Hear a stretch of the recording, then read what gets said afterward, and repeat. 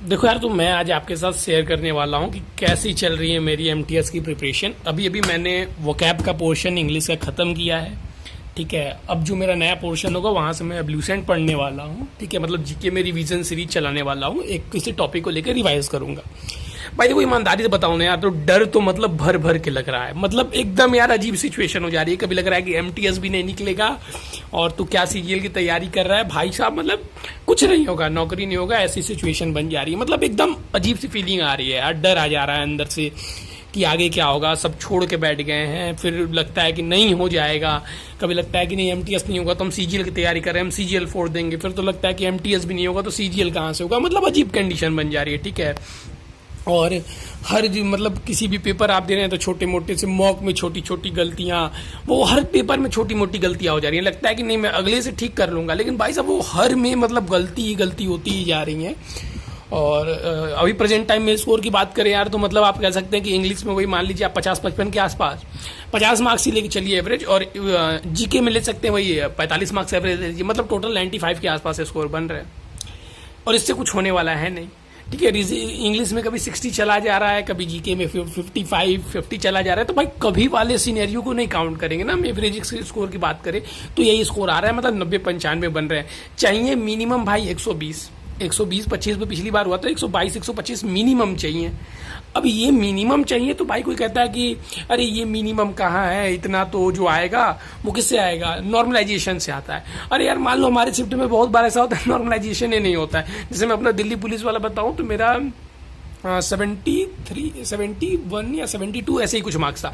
जितना raw marks था बस 0.034 कुछ ऐसे परसेंट बढ़ा हुआ था। तो भाई नॉर्मलाइजेशन के भरोसे रहना तो एकदम मतलब बहुत मुश्किल ही है, और नहीं रहना है मेरे हिसाब से। ठीक है, और देखो यार अगर ये चाह जाए ना, इन्हीं के ऊपर सब डिपेंड कर रहा है। अगर चाह जाए तो हो जाएगा, नहीं चाहेंगे तो नहीं होगा। अब कितना वोकैब पढ़े आदमी और क्या पढ़े नहीं समझ में आ रहा है। कभी कभी इरिटेटिंग हो जाता है एकदम। ठीक है, कहाँ से पढ़े, कोई कहता है यहाँ से पढ़ लो, वो पढ़ लो, ये पढ़ लो। भाई साहब सब पढ़ के जाओगे भी नहीं, वो भी पढ़ लोगे ना तो फिर लगता है कि फिर वहीं पे खड़े हैं हम जहाँ पे खड़े थे।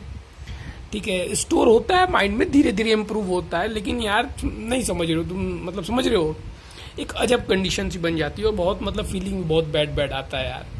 ठीक है, लेकिन है यार, हम भी वही हैं। देखो अब कौन सा मिलता है, लेकिन अब इतना टाइम देने के बाद तो छोड़ना, मतलब इतना आगे बढ़ चुके हैं ना कि पीछे लौटना नामुमकिन है। भाई 1-1.5 साल दे दिए इस तैयारी के चक्कर में, और तैयारी वो वाली भी हम नहीं किए कि मतलब ठीक है कॉलेज जा रहे हैं, कॉलेज में यासी कर रहे हैं, फिर घूम रहे हैं, घर पे आके 3-4 घंटे पढ़ लिए, दोस्तों के साथ घूम रहे हैं, फिर रहे हैं, टूर जा रहे हैं, आके 2-3 घंटे पढ़ लिए। वो वाली भाई तैयारी नहीं हुई है।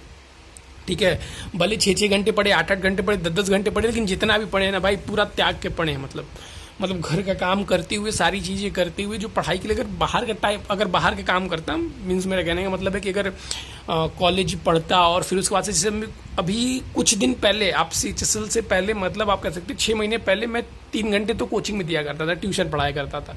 सीएचएसएल के लिए स्पेशली मैंने छोड़ा था, मुझे क्योंकि लग रहा था मेरा सीएचएसएल हो जाएगा, तो मैंने कोचिंग पढ़ाना भी बंद कर दिया था भाई। अब से तब तक छोड़ ही दिया हूँ। अब सोचा कि भाई किसी भी तरह जी लूंगा, लेकिन वो 3 घंटे अपने ऊपर ही दूंगा कि थोड़ा सा जल्दी हो जाए। ठीक है, कि अब नहीं यार, नहीं अच्छा लग रहा है। ठीक है, क्योंकि ग्रेजुएशन कंप्लीट होने में भी 1 साल है और बहुत चीज़ें करनी है, बहुत चीज़ें एक्सप्लोर भी करनी है, बहुत जगह जाना भी है, कुछ सपने भी यार। बस सरकारी नौकरी निकालना एक सपना नहीं है। ठीक है ना, यहाँ पे तो आदमी मजबूरी में फंसा हुआ है कि इसके अलावा कोई दूसरा चारा नहीं है। ठीक है, लेकिन वही सारी चीज़ें एकदम एक साथ डरा देती हैं यार। लेकिन देखो भाई, अब कुछ भी हो ना, अब हम लोग इतना आगे आ चुके हैं ना, इतनी मेहनत कर चुके हैं, यहाँ से लौटना तो अब ठीक नहीं है।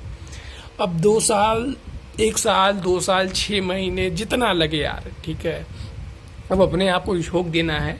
शायद हम लोग लकी हों तो एक बार आ जाए भर के वैकेंसी, तो फिर मतलब बल्ले बल्ले हो जाएगी, और अनलकी होंगे तो हो सकता है वैकेंसी ही ना आए। तो अब मतलब आधा फैक्टर मैं कहता हूँ ना, मैं घर पे भी कहता हूँ, मतलब मम्मी पूछती है कि अब कितना टाइम है, अब कितना मतलब टाइम लगेगा। तो मैं कहता हूँ देखो भाई, अपनी तरफ से मैंने लगभग सारी चीज़ें कर ली हैं, और जो बचा हुआ उस पर काम कर रहा हूँ।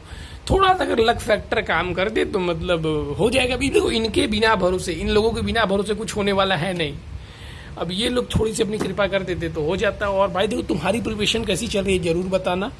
ठीक है, और अगर तुम ऐसा कुछ कर रहे हो जिससे जीके और इंग्लिश में सडन इंप्रूवमेंट आ गया, इंग्लिश तो कुछ ठीक है, मान लो 60 के आसपास पहुंच जा रहा हूँ, और थोड़ी थोड़ी चीज़ें जो मैं गलती कर रहा हूँ उसको मैं सुधारूंगा, तो मुझे लग रहा है कि मैं उम्मीद कर रहा हूँ कि 60 प्लस ही रहूँ एग्जामिनेशन में, मतलब 65 रहूँ, कोशिश कर रहा हूँ। लेकिन अगर इंग्लिश में भी या जीके में भी कुछ ऐसा तुमको मिले जिसको पढ़ने के बाद से तुमको सडन लगता हो कि नहीं, इससे स्कोर इंप्रूव हो जा रहा है, ये टॉपिक ऐसे बन जा रहे हैं, तो प्लीज़ भाई शेयर जरूर करना मेरे साथ भी।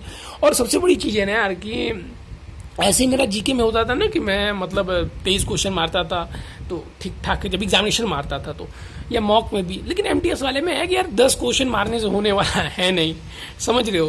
तो 10 क्वेश्चन से कुछ होने वाला है नहीं, तो आदमी करता है कि क्या मार देता है, 20 मार दे रहा है, 21 मार दे रहा है, तो वहाँ से फिर माइनस मार्किंग भी हो जा रही है।